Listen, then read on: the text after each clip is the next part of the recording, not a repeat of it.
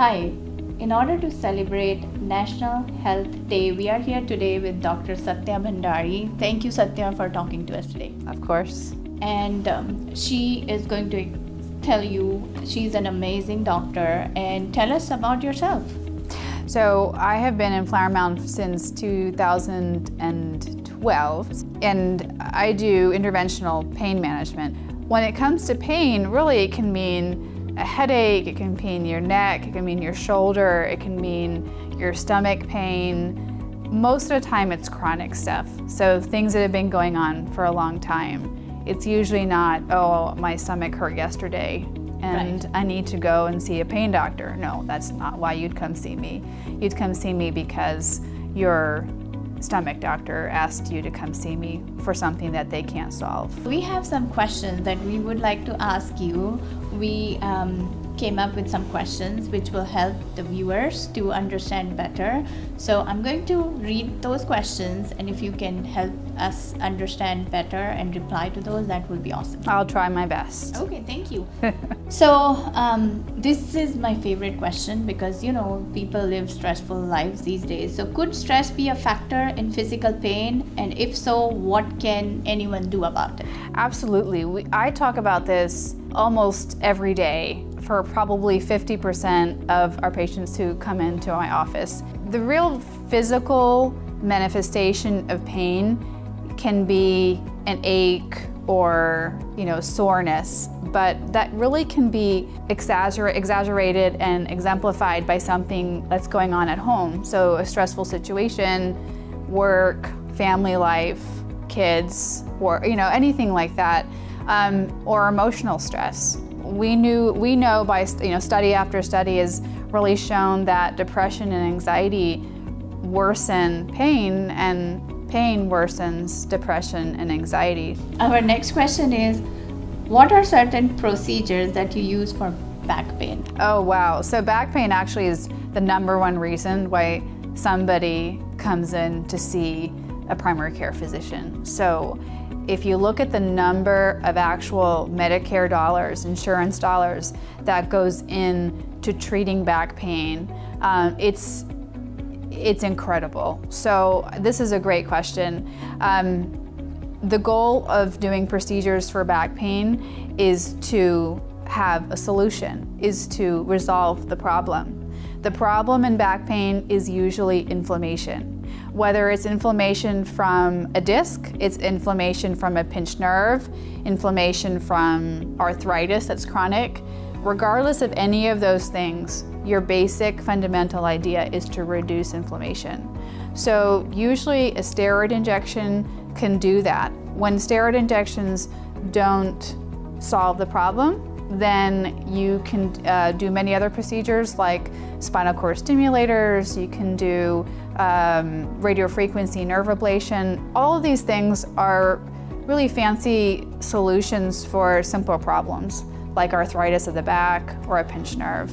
But always the solution is to try to solve the problem, not to just mask it with pain medication. So this is a great question. What is the healthiest position to sleep in for anyone's spine? Healthiest position is the one that doesn't hurt. No, I mean seriously, the healthiest position for your spine is one that doesn't hurt. There are many people who think, oh, a soft mattress is the best or a hard mattress is the best. Essentially, it's what lets you sleep through the night. However, there are things that you should not do. So I really tell people to avoid putting a pillow underneath their legs, like right underneath their knee, because that flexes their knee and then in turn flexes their hip. And so if you do this for years and years and years, you start walking in a hunched position because you have you're unable to straighten your legs or your hip. So that's a no-no.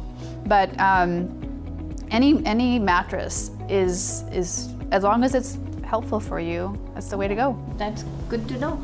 Next question is, when should I go to the doctor about back pain? Well, all the time. No, just kidding. Every day for me. No, just kidding. So that's a question that I get from family and friends all the time. Should I go see somebody?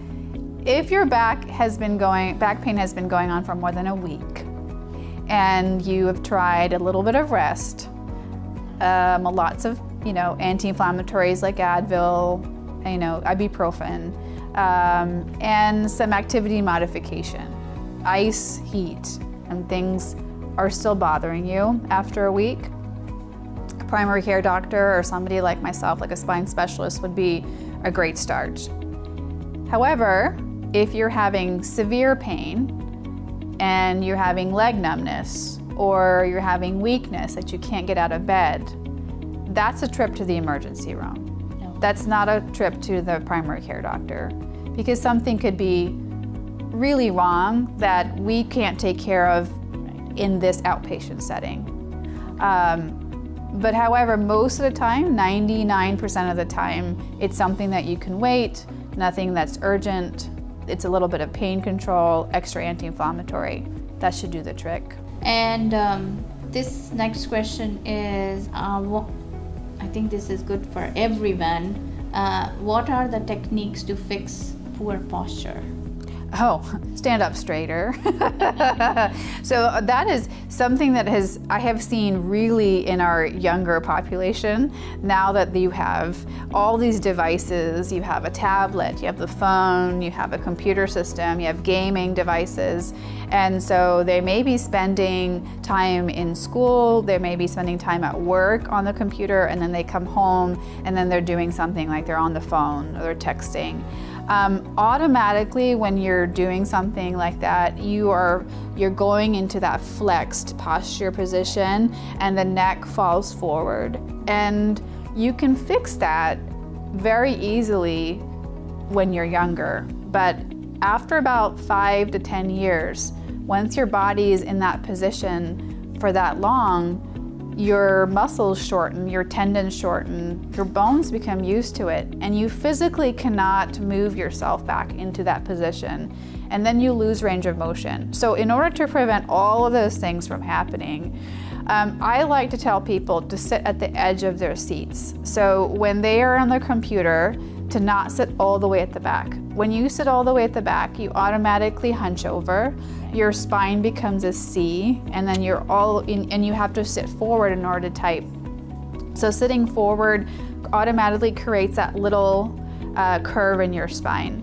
I also talk about when you sit down, you want to pretend you have a tail. People always think of me, that sounds so funny to say. However, if you think, okay, I have a tail, and you don't want to sit on your tail, you automatically create that little curve in your spine.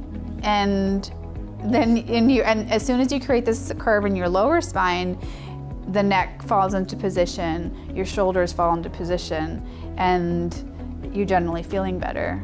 And then you're working your core the entire time, which is what we hear about all the time, working the core and core.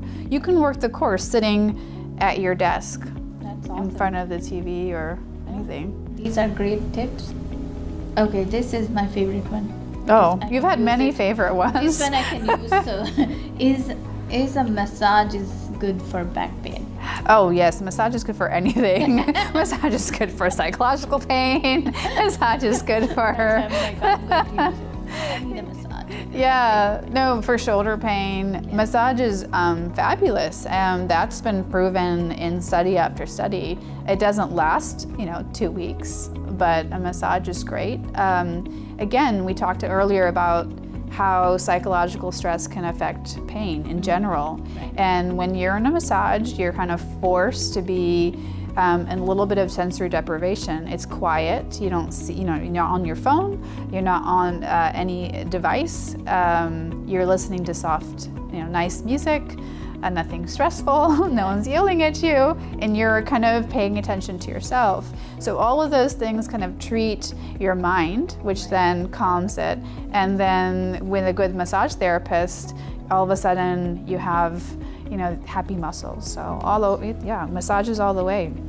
So I have asked you so many questions, Satya. I wanted to ask you, what is one thing that you want to share with viewers to kind of educate them more or give them more insight about one thing that you are passionate about and want to discuss?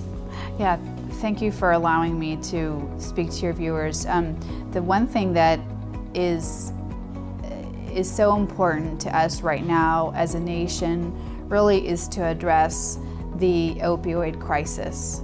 And this is something that affects everybody, no matter how old you are, what socioeconomic status, where you live. It's from East, West Coast, North, and South. It really does not discriminate. And as interventional pain physicians, we are here to give you that bridge. So by coming in to see us, you will get a diagnosis, you will get a treatment plan, and perhaps you'll get a solution out of the whole entire visit. So thank you for your time, and Absolutely. and I really appreciate you sharing this information, and I know you are an awesome doctor. We have worked with you, so I know that what you say is true in all aspect, because we have worked with you. So thank you for watching. I'm Swapnil Sharma with the Sharma Group of Remax DFW Associates.